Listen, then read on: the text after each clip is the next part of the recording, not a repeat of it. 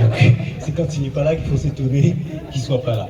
En tout cas, merci à vous tous d'être là, aussi nombreux. Je voudrais commencer par des remerciements. Daniel a fait une description des travaux. On a l'impression que c'était simple, il n'y avait qu'à faire.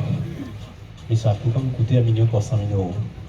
Et c'est 1 300 000 euros, sans Henri Chalus, sans la région, la ville de Bouillante n'aurait pas pu. Parce que, effectivement, depuis 2014, les utilisateurs de cette piste, l'ACB, les marcheurs de Bouillante, n'ont pas arrêté de me solliciter. Donc, pour nous réparer, le problème, c'est que pas ni l'argent.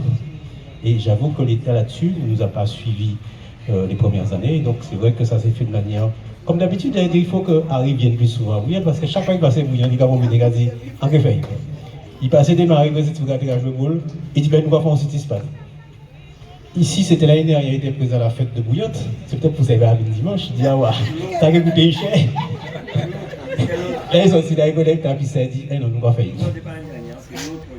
Non, c'était l'année dernière. C'est l'année dernière. Ah oui, c'est l'année dernière. Ça a été très rapide, oui, tout à fait. C'était en août, le 26 août 2023. Et donc ça c'est, voilà, non mais c'est bien. Donc c'est pour ça que je voulais remercier à titre personnel Henri Chalus, mais aussi remercier la région Guadeloupe, parce qu'effectivement la région Guadeloupe a fait le choix de soutenir en tout cas la promotion du sport sur le territoire.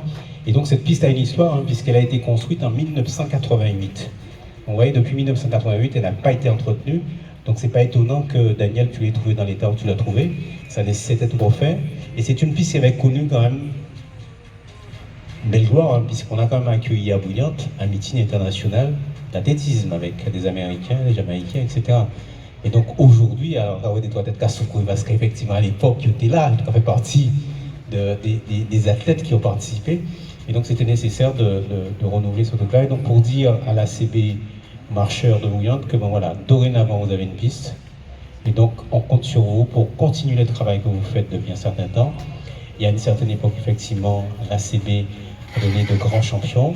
En tout cas, les conditions sont réunies pour que, dorénavant, puisqu'on a quand même quelques jeunes qui on peut fonder beaucoup d'espoir, que ce soit au niveau de la marche, puisqu'on a la ville aussi qui a donné, qui est à un niveau relativement élevé. Donc aussi bien dans le domaine de la marche que au niveau de l'athlétisme. Dorénavant, vous avez un équipement qui vous permettra en tout cas d'aller encore plus loin. Merci encore à Henri Chalus, merci encore à la région Guadeloupe. Et puis j'allais dire sur Amédée, le choix de Amédée PSC, puisque nous avons en variété de choix. Parce qu'à Bouillante, on dit la Guadeloupe terre de champions, mais Bouillante et la Côte-Souveraine, particulièrement Bouillante, a fourni de nombreux champions à la Guadeloupe et à la France. Et Amédée, en fait, tout simplement parce qu'il a commencé à 11 ans. Sa spécialité, c'était 500, 1000, 1200 mètres. Demi-fond, quoi. Voilà, demi-fond.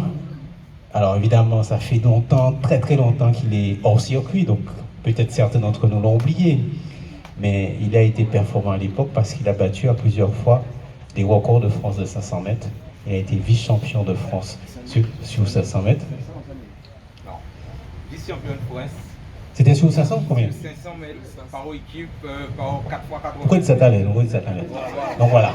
Et donc, voilà, effectivement. Donc,